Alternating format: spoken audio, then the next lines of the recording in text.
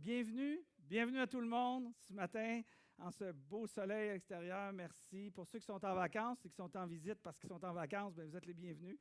Pour ceux qui sont en ligne, qui nous écoutent régulièrement, vous êtes les bienvenus aussi. Merci d'être là, fidèles au poste, comme on dit, pour continuer pour participer. Hein? C'est votre manière de participer quand vous êtes en ligne, tout comme en étant en présentiel, avec la vie de l'accessible. À l'âge de 39 ans, j'ouvrais officiellement ma 3e église. J'avais commencé à ce moment-là avec un groupe de départ. Nous étions une 30aine de personnes et nous avons eu une croissance renversée. Savez-vous qu'est-ce que c'est qu'une croissance renversée? On appelle ça une décroissance. Ouais. À la fin de l'année 2003, c'était la première année, je me souviens, ce dimanche-là, je suis venu à l'Assemblée comme je le suis aujourd'hui, prêt à prêcher, et nous étions 3 personnes, moi inclus. Qu'est-ce que j'ai fait? Eh bien, j'ai prêché. Et il n'y a personne dans l'Assemblée à ce moment-là qui ne se sentait pas visé. Mais aussi, à ce moment-là, j'ai cru que je ne réussirais plus jamais à ouvrir une église qui va être saine, puis qui va grandir, puis qui va se multiplier. C'était la 3e église. Vous êtes aujourd'hui la dernière, par la grâce de Dieu, dans ma vie, et la 7e. Toi, tu as compris mon message ou tu as lu mes notes? Comme presque tout le monde ici, le timer s'il vous plaît, comme presque tout le monde ici, à certains moments, on fait face à des situations difficiles, extrêmes, n'est-ce pas? Hein? Qui n'a pas traversé des situations difficiles ou extrêmes? Qui a traversé des situations difficiles ou extrêmes? Hein? Ça n'arrête pas, exact. Ça fait partie de la vie. Ça fait partie de la vie. Alors, mais ce matin, j'aimerais vous parler d'une qualité qui est essentielle, que nous devons posséder pour survivre, pour poursuivre, pour réussir et finalement, en tant que chrétien, pour plaire à Dieu. L'ingrédient clé pour progresser, pour survivre, pour poursuivre, pour réussir au travers des défis de la vie, j'ai appris par expérience que ce n'est pas la connaissance qui va faire en sorte que je vais poursuivre et survivre et réussir. Ce n'est pas le talent non plus, même si vous êtes bien gentil quand les gens me disent « Ah, François, tu es vraiment le meilleur prêcheur que j'ai jamais entendu de ma vie. » Bon, OK. Vous m'aviez peut-être jamais dit ça, là, mais... Je sais. Oui, c'est ça. L'unique. Donc, ce n'est pas le talent qui est l'ingrédient clé pour progresser. Ce n'est pas non plus la passion. J'ai la passion, vraiment. Mais c'est la résilience. C'est la résilience. Le message qu'on va parler aujourd'hui, c'est renaître de ses cendres. C'est une expression qui veut dire se reconstruire avec succès après avoir subi une épreuve très difficile. On va parler de ça. Alors, on poursuit. On va revenir là-dessus. On poursuit notre série. Pour ceux qui nous suivent en ligne, particulièrement, pour vous situer, on continue notre série à l'affiche. Une série de 4 messages. Nous sommes dans le 3e aujourd'hui. Cette série a pour but de présenter des extraits de films populaires qui nous parlent, qui nous rapprochent, puis avec lesquels, ces films-là, on explique des vérités spirituelles. On apprend ainsi sur Dieu, on apprend sur nous-mêmes et on apprend sur la vie en général. Aujourd'hui, le film qu'on va parler, c'est le film qu'on appelle « L'esprit d'une équipe ». L'esprit d'une équipe. Non, ça va être la semaine prochaine. Donc, l'esprit d'une équipe, si en anglais, ça s'appelait « We Are Marshall ». Est-ce que vous avez vu ce film-là? Qui a vu ce film-là? L'esprit d'une équipe, « We Are Marshall ». OK, wow. Vous devez absolument écouter ce film-là avec Matthew McConaughey, pour ceux qui le connaissent. C'est vraiment un très, très, très bon film, là, 9 sur 10. Là, c'est vraiment très, très bon, je vous encourage. Alors, on va parler ce matin de résilience. Qu'est-ce que la résilience? Et la définition que je peux trouver pour la résilience pour chacun d'entre nous, dans toute mon impatience. On a-t-il de la difficulté avec l'équipement ce matin?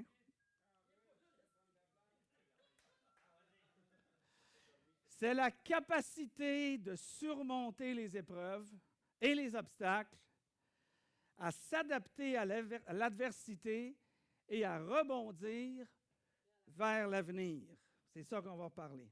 Alors, le point que j'aimerais qu'on se souvienne ce matin, c'est pour arriver à cette résilience-là, il y a un élément qui doit être inclus dans la résilience, et c'est pour ça que j'ai appelé, je voudrais qu'on se souvienne que la résilience est un produit de la foi. La résilience est un produit de la foi. On va regarder un film, on va regarder ce film, l'esprit d'une équipe, We Are Marshall. Je vous mets un peu dans le contexte pour qu'on soit capable de comprendre le petit extrait. On va avoir un petit extrait de 2 minutes, puis après ça, rapidement, un petit commentaire, puis on revient sur un autre extrait après. Le film raconte une histoire vraie d'un accident d'avion qui est survenu à Huntington, en Virginie, tout près de où j'ai habité. J'ai habité 5 ans en Virginie. Puis, en 1970, en novembre 1970, et dans ce crash, il y avait l'équipe de football américain universitaire de l'université Marshall. Et dans cet avion-là, à l'écrasement, toute l'équipe était là, et toute l'équipe, ainsi que des coachs, sont décédés dû à l'écrasement. Il y a 75 personnes, 75 presque étudiants, qui ont été décimés. Puis, ils ont fait 75 funérailles, bien sûr, à la suite du crash. Puis, l'université, il n'avait plus d'étudiants pour poursuivre le programme de football universitaire, puis ils ont décidé d'arrêter le programme, définitivement, le programme de football de l'université. Mais grâce à la détermination de la ville, des étudiants, des familles, de la communauté, ça a créé une pression sur les responsables de l'université qui voulaient arrêter justement le programme. Puis, la pression exercée a fait en sorte qu'ils voulaient que l'équipe revive, parce que la population voyait un symbole de résilience et d'espoir pour toute la ville qui était à ce moment-là en deuil. Alors, on regarde un petit extrait de 2 minutes que j'ai intitulé « Nous, c'est Marshall ». La résilience est démontrée parfois par un groupe de personnes, comme on voit ici, un groupe de personnes qui voulaient abandonner le programme. Puis, il y a la foule, il y a la ville, il y a les familles qui sont à l'extérieur, qui veulent, eux, continuer le programme de football. Parfois, la vie est comme ça. Parfois, il y a des gens, il y a un groupe de gens qui vont être résilients. Parfois, ça va simplement être dans une situation tellement difficile que ça va être une personne qui va être résiliente. Mais lorsque la résilience est pratiquée, elle est pratiquée pour ceux qui ne sont pas capables d'être résilients. Il y a des gens, à un moment donné, qui vivent des situations qui sont tellement difficiles qu'ils s'effondrent. Et c'est tout à fait normal. Il y a des situations qu'on pourrait décrire qui sont ici absolument incroyables, puis il y a des gens qui ont arrêté presque de respirer pendant des années parce qu'ils étaient incapables de traverser ce qu'ils traversaient. Mais qu'est-ce qu'il faut faire durant ce temps-là? Ceux qui sont capables d'être résilients, d'être résilient pour celui qui n'est pas capable d'être résilient. Quand on parle en termes de groupe, Jésus nous a dit quelque chose comme ça. Il nous a dit, portez les fardeaux les uns les autres et vous accomplirez ainsi la loi de Christ. Et la loi de Christ, c'est la loi de l'amour. Portez le fardeau les uns les autres. On va réussir à être résilient si on porte le fardeau les uns les autres. Mais parfois ça va être un individu ou une personne qui va être résiliente. Puis on a besoin de cette personne-là, justement, quand personne d'autre n'est résilient que celle-là. Jésus nous a amenés aussi à comprendre cette dynamique-là qui peut se retrouver dans différents contextes de vie. Jésus s'apprêtait à aller vers la croix et il parlait à Pierre et il a dit à Pierre dans le passage, il a dit « Simon, Simon, fais attention. Satan vous a réclamé, ou la puissance du mal, écrivez ça comme vous voulez, là, Satan vous a réclamé pour vous passer tous au crible, comme on secoue le blé pour le séparer du foin. Mais moi, Jésus dit, j'ai prié pour toi pour que la foi ne vienne pas à te manquer. » Il y a un élément de foi ici qui est très important dans un contexte de résilience et de poursuivre et de survivre. Jésus a dit, j'ai prié pour que ta foi ne vienne pas à manquer. Et je fais ça régulièrement pour vous, en passant. Et il y a plein de gens qui font ça régulièrement pour vous aussi, quand on ne le voit pas. Quand on est dans notre maison et on pense qu'on est tout seul, à traverser une certaine épreuve, il y a des gens qui sont dans leur maison qui prient pour vous. Il y a des gens qui viennent ici le matin, le dimanche matin à 10h15 et qui prient pour vous. Il y a des gens qui sont là et qui intercèdent durant les groupes de rencontres qui se font dans la semaine. Pourquoi? Parce qu'on a besoin de protéger notre foi. Parce qu'on a un ennemi qui cherche à nous détruire intérieurement. Jésus a dit Satan. Afin que la foi ne vienne pas à te manquer. Et toi, le jour où tu seras revenu, parce que c'est ça l'objectif, c'est de traverser ce que tu traverses pour revenir. Dans quel but? Pour profiter pleinement? Non. Quand tu seras revenu à moi, fortifie tes frères. Sois maintenant l'homme ou la femme qui agit avec résilience pour être capable d'aider celui qui va avoir traversé quelque chose qui est semblable à ce que toi tu as traversé. Ne gaspille pas l'épreuve que tu as dans ta vie. Guéris, fais du sens, puis après ça, aide celui qui va vivre quelque chose de similaire à ce que toi tu as vécu. La résilience est fonctionnelle lorsqu'elle fonctionne avec la foi. Rapidement, on va regarder un deuxième extrait plutôt.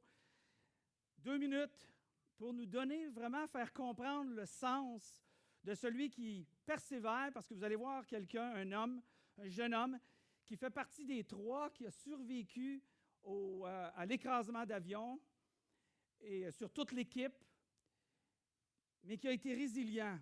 Mais la résilience, ça ne veut pas dire que c'est facile pour autant.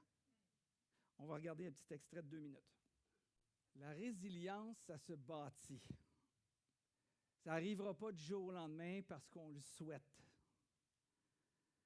Être fort, être courageux, être persévérant.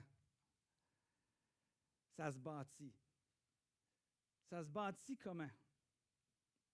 Au travers des obstacles, au travers des épreuves. Et le frère de Jésus nous a décrit très bien ces obstacles-là qu'on traverse et qu'on doit traverser parce que nous voulons devenir résilients. Le frère de Jésus, Jacques, a dit « Mes frères et mes sœurs chrétiens, quand vous rencontrez des difficultés, des épreuves, des obstacles, des peines extrêmes, de toutes sortes, soyez très heureux. » C'est très difficile, juste cette partie-là, devoir d'être heureux dans un moment difficile, mais il ne nous demande pas d'être heureux dans un temps où c'est nécessaire de pleurer. Il ne nous demande pas d'être heureux dans un temps de frustration ou de colère. Non, il nous dit, il y a quelque chose d'heureux dans le fait d'une épreuve, parce que ça va produire quelque chose. Il dit, vous le savez, si votre foi, encore une fois, il fait référence à la foi en lien avec la résilience. Il dit, si votre foi reste solide dans les difficultés, celle-ci vous rendra plus résistant. Si on reste solide, si on développe cette solidité au travers de l'épreuve, ça va vous rendre de plus en plus résilient, résistant, une autre manière de le voir. Et il continue en disant pourquoi et comment ça se fait. Mais il dit, il faut que vous résistiez jusqu'au bout. Il faut continuer. Il ne faut pas lâcher. Même quand on ne voit pas la lumière au bout du tunnel, même quand on a prié 3 fois ou 30 fois pour une situation, ou 3000 fois pour une situation, il faut que vous résistiez jusqu'au bout. Parce qu'il dit alors, vous serez vraiment parfait, vous serez vraiment complet, vous serez vraiment là où vous voulez être et vous ne manquerez de rien. Jacques nous incite à voir les circonstances, les obstacles difficiles dans notre vie comme quelque chose de positif, quelque chose de bon. Et pour nous, et pour ceux d'entre nous, présents, ceux qui sont en ligne, ceux qui veulent découvrir la foi en Jésus ou suivre Jésus, développer la résilience se traduit par une obéissance à la foi. Et c'est comme ça qu'on va devenir de plus en plus résilient si on fait le lien entre les tragédies de nos vies et la foi. La foi dans l'épreuve, avoir confiance et croire en Dieu dans ce qui nous arrive dans les différentes épreuves de nos vies, va produire la résilience. Regardez comment que l'apôtre Paul est devenu un homme résilient et nous explique comment devenir et comment réagir dans les situations difficiles et de devenir résilient. Il fait un contraste de différentes situations. Il nous dit, ainsi nous serons accablés par toutes sortes de détresse et cependant jamais écrasés. OK, il ne dit pas que la vie va être rose. Il ne dit pas que parce qu'on fonctionne par la foi, que tout va bien aller. Non, il dit, parce que tu fonctionnes par la foi, quand tu vas être accablé, tu ne seras pas écrasé. Il dit, nous sommes désemparés parfois, mais on n'est pas désespérés. Il dit, on est persécutés. Ah, vraiment! Puis à cette époque-là, c'était de sérieuses persécutions, là, dans les arènes, puis les chrétiens se faisaient dévorer par les lions. Persécutés, mais non abandonnés. On savait que Dieu était toujours là parce qu'il croyait par la foi. On est terrassés, mais non anéantis. Paul, il nous dit que nous portons toujours en tout lieu, dans notre corps, la mort de Jésus, les épreuves, les temps difficiles, les obstacles, toutes les situations qui parlent quand il disait les choses nous accablent, on est désemparés, on est désemparés, on est persécutés, on est terrassés. Ce sont la mort de Jésus.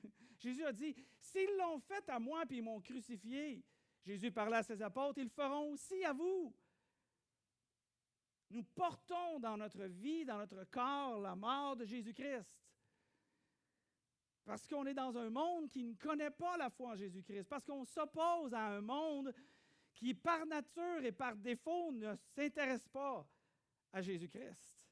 Nous étions dans ce cas-là, pour certains d'entre nous, pendant 10 ans, 20 ans, 30 ans, 50 ans, 60 ans, jusqu'à temps que Dieu, dans sa grâce, nous fait entendre sa parole. Et Paul dit, parce que nous portons la mort de Jésus, afin que la vie de Jésus soit en nous. Que lorsque nous agissons avec résilience, lorsque nous persévérons, lorsque nous gardons courage, nous démontrons dans notre vie que Jésus vit en nous. C'est le meilleur des témoignages qu'on pourrait avoir. L'apôtre Paul nous démontre son refus de renoncer et de se décourager totalement. Comment? Puisqu'il sait que la vie de Jésus est en lui, il fonctionne inévitablement par la foi. La foi est la clé de la résilience. Mais la foi, pour obtenir cette résilience-là dans notre vie, c'est un processus. Ce n'est pas quelque chose qui va se faire rapidement du jour au lendemain comme une destination. C'est un processus. Et Jésus exprime 4 aspects. J'ai recherché, j'ai trouvé ça très intéressant. Jésus explique 4 aspects en lien avec la personne et sa foi, ou la foi, je vous dirais. Regardez les 4 perspectives. Les 4 aspects plutôt. Le premier aspect qu'on retrouve, c'est que la personne est sans foi. Elle n'a pas de foi. Jésus dit que cette génération est incrédule. Jésus dit, à un moment donné, lorsque le Fils de l'homme reviendra, trouvera-t-il la foi sur la terre?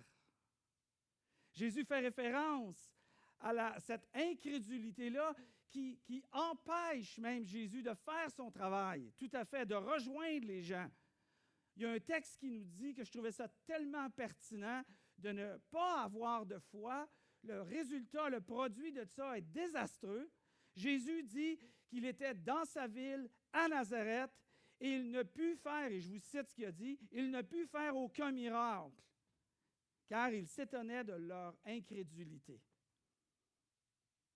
Alors, lorsqu'on n'a pas cette foi, pour le chrétien qui dit qu'il veut suivre Jésus, on a un problème. Mais ceux qui ne connaissent même pas Jésus, leur incrédulité vient définitivement faire obstacle à leur force de surmonter les épreuves de leur vie. De là vient de l'abandon, de là vient du suicide, de là vient la dépression, sans espoir. On est dans ce monde-là aujourd'hui. Nos jeunes ont 20 ans et sont plus suicidaires qu'on n'a jamais vu à 20 ans. C'est incroyable. Ils sont sans foi. Mais Jésus nous amène, après, dans le deuxième aspect de la foi, en lien avec la personne et sa foi. Il dit, la personne a peu de foi. Et lorsque je lisais ça, je trouvais ça tellement intéressant, tellement pertinent, la personne a peu de foi. Mais Jésus utilise peu de foi, pas comme quelque chose de négatif. Au contraire, il veut démontrer quelque chose de quantitatif par rapport à la foi. Il détermine la foi qui est donnée de Dieu. Il dit que celui qui a peu, c'est quantitatif, celui qui a peu de foi nous dit en même temps que c'est suffisant. Que l'aspect peu de foi, l'aspect que Dieu donne est suffisante. Il nous dit que si tu veux la vie éternelle, tu as juste besoin d'un peu de foi. Un peu de foi va être suffisant. Il nous dit, ailleurs, il va nous parler, vous avez sûrement déjà entendu ça, que vous soyez croyant ou pas croyant, vous avez sûrement entendu parler de cette expression-là ou de cette phrase-là, que si tu avais la foi comme un grain de moutarde, il fait référence à tout à fait petit, là, Jésus dit, c'est la plus petite de toutes les semences. Alors, il dit, si tu as la foi de la grosseur, en termes de quantité, quantitatif, si tu as la foi comme la grosseur d'un grain de moutarde, tu vas dire à cet arbre, déracine-toi, puis il va se déraciner. Il a dit, tu vas dire à cette montagne, jette-toi dans la mer, et elle va se jeter dans la mer. Bon, est-ce que Jésus est en train de dire que littéralement, place-toi devant une montagne, puis dis à cette montagne de se déplacer dans la mer? En tout cas, je ne l'ai jamais vu, mais qui sait? J'ai peut-être manqué quelque chose. Mais Jésus pointe sur cette idée-là que cette petite foi est suffisante pour faire bouger les choses. Dis à ton voisin, la foi est suffisante pour faire bouger les choses. Hein? Et ça, c'est un des aspects de Dieu. C'est ce qu'il nous donne. C'est ce que ça prend qui fait en sorte qu'on est ici, on est dans l'assemblée, puis on vient s'asseoir en espérance de recevoir quelque chose de Dieu. Parce que la foi, même si elle est toute petite, et parce qu'elle est toute petite, Dieu veut démontrer que ce qu'il a donné est suffisant pour se rendre là où tu veux faire bouger les choses. Mais ça ne veut pas dire que pour autant, il nous encourage à rester à la même place et de demeurer sur cette foi-là. Non, parce que cette foi-là, c'est juste pour démontrer l'aspect quantitatif. Mais Dieu veut qu'on regarde aussi à l'aspect qualitatif de notre foi.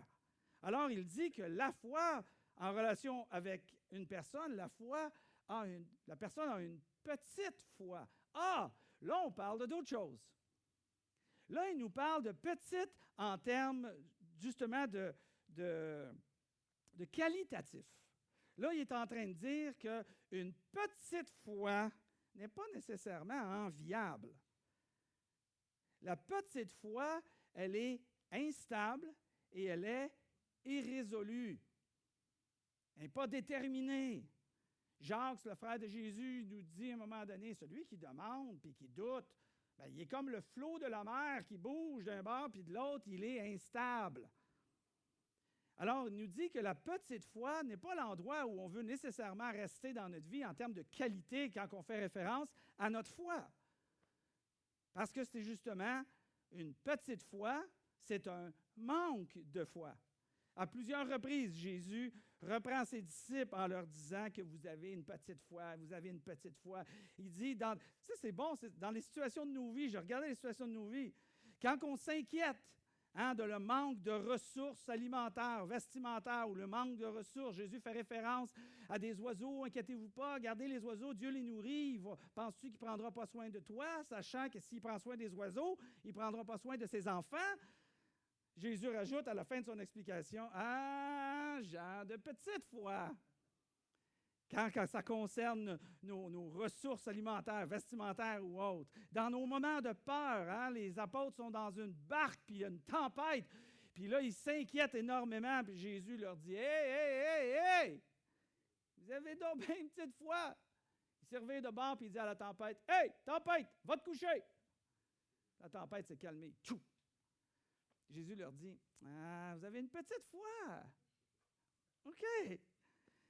Dans les moments de doute, quand Pierre a marché sur les eaux, il a vu Jésus marcher sur les eaux. Au début, il pensait que c'était un fantôme, puis après ça, il a dit, « Si c'est toi, Jésus, ordonne-moi d'embarquer sur l'eau. » Fait que Pierre est embarqué sur l'eau, puis il a commencé à marcher sur l'eau. Puis là, il a commencé à regarder le vent, la tempête, puis là, il a eu peur.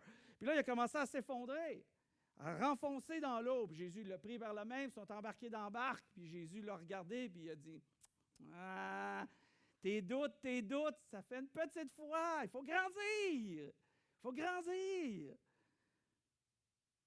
Et il dit la même chose dans un autre passage. Une petite foi n'est pas ancrée solidement en Jésus, en ses promesses, en sa puissance et en son pouvoir. Alors, il faut partir d'un point. Je comprends qu'il faut partir d'un point, mais il faut se rendre à l'autre point. Mes enfants sont rendus à 30 ans, puis je suis heureux de les voir grandir, puis leur cheminement, puis leur croissance dans leur vie. On veut ça dans notre vie aussi, en tant que chrétien. On veut grandir dans la vie, comprendre mieux, agir mieux, déterminer mieux, conseiller mieux, aimer mieux. Plus qu'une petite foi. Ce que Dieu nous demande, ce que Jésus nous enseigne, c'est ce quatrième aspect. C'est que la personne a une grande foi. Ça, c'est l'objectif à rechercher. Grande foi. Jésus veut démontrer, quand il parle de grande foi, l'aspect progressif de la foi. L'apôtre Paul parlait à l'Église, comme une Église comme la nôtre, qui était à Thessalonique, puis il dit, à l'église de Thessalonique, il leur dit, tout ce qui est né... Oups, j'ai manqué un passage. 2 Timothée 1,3, c'est moi qui manque? Oui, voilà. En effet, votre foi fait de magnifiques progrès. Ah! Et chacun de vous, et en chacun de vous, l'amour que vous portez les uns pour les autres ne cesse d'augmenter. Il y a comme une espèce de lien, hein, que quand on fait du progrès dans notre foi, on apprend à mieux aimer.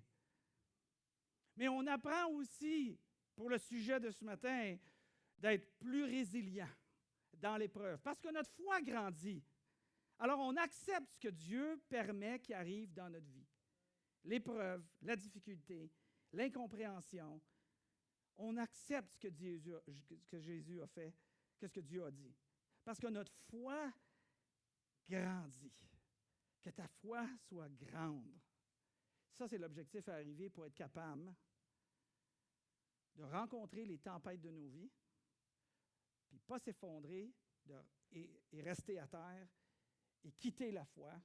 Puis vous me dites, « Ah, ben non, moi je ne quitterai pas la foi. » Non, c'est sûr que tu penses que tu ne quitteras pas la foi parce que tu es assis ici ce matin. Mais en 35 ans de carrière, et ceux qui ont été pasteurs ici dans cette assemblée, ils en ont vu autant que moi, c'est incroyable le nombre de personnes qui abandonnent la foi. Incroyable. Et c'est la dernière chose que je souhaite pour personne de cette église ici, d'abandonner la foi. Si tu ne veux pas abandonner la foi, grandis dans ta foi. Parce que si tu ne grandis pas dans ta foi, tu n'auras pas de résilience dans la foi en Christ. Puis tu vas t'effondrer. Je te le dis. Je vous le dis. Je parle par exemple. Je sais que ce n'est pas cool à entendre. Mais je veux vraiment vous prévenir. Parce que vous ne voulez pas vous rendre là. Et aujourd'hui, quand on est assis ici, on ne veut pas se rendre là. Jusqu'à temps qu'on ne travaille pas notre foi. Et on n'agrandit pas notre foi. On a différents moyens de le faire. À la base, on a la lecture que je vous encourage à faire, des études bibliques, de vous rencontrer dans les groupes maison, d'échanger ensemble, de participer dans les rencontres pour les enfants, d'être ici dans les assemblées, de servir, de donner. Grandis dans votre foi. Grandissons ensemble. On va regarder un dernier extrait, puis après, je vous amène une courte conclusion de 3-4 minutes que j'ai intitulé « Renaître de ses cendres », un extrait de 4 minutes. L'écouter. Dans son discours, il dit à l'équipe, si on a du cœur, il dit, on va être gagnant. Il dit, même si le pointage démontre qu'on perd sur le tableau d'affichage, si nous, on joue pleinement avec cœur, il dit, on va être gagnant. Moi, je vous dirais ce matin que si nous continuons à servir Christ avec foi, nous serons gagnants. Peu importe les épreuves. Si on continue à le faire avec foi, on va être gagnant. La foi, c'est avoir une pleine confiance en Dieu, de croire et d'avoir confiance que lui va agir comme il faut dans les différentes situations de nos vies. Et si on vit notre vie, si on vit notre course, si on vit notre game à nous de cette manière, on sortira gagnant. On va arriver à la place, à la fin de notre vie, peu importe l'âge, être capable de dire, comme l'apôtre Paul, « J'ai gardé la foi, j'ai achevé la course, la couronne de justice m'est réservée. » Je peux quitter ce monde, les yeux fermés, pour être capable de les ouvrir, en sachant très bien que j'ai honoré Dieu jusqu'à la fin de mon dernier souffle. Jean, dans les dernières paroles, et je voulais vous montrer ça, à quel point nous sommes gagnants si nous marchons selon la foi, si nous gardons la foi et si nous progressons dans la foi continuellement, sans abandonner, malgré les temps difficiles qu'on va encore traverser. Jean a dit, dans le passage suivant, « Tout ce qui est né de Dieu triomphe du monde. » Et la victoire qui triomphe du monde, c'est notre foi. Il dit, notre foi, c'est ça qui va triompher. Il continue en disant, qui, en effet, triomphe du monde? Qui? celui-là seul qui croit que Jésus est le Fils de Dieu. Ceux-là qui croient que Jésus-Christ est le Fils de Dieu, ceux-là qui ont mis leur confiance en Jésus-Christ, ceux-là qui ont la foi, c'est ça qui triomphe.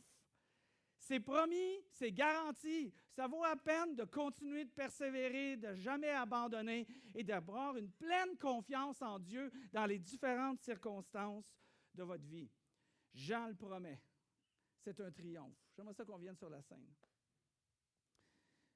J'aimerais ça que tu joues un peu de piano, puis j'aimerais ça inviter Patrice. Patrice va nous introduire dans une portion qu'on appelle le repas du Seigneur, la communion. Nous rappeler que celui-là seul qui croit que Jésus est le Fils de Dieu triomphe du monde. Il va nous amener dans cette situation-là de se souvenir de triompher en Christ en gardant la foi.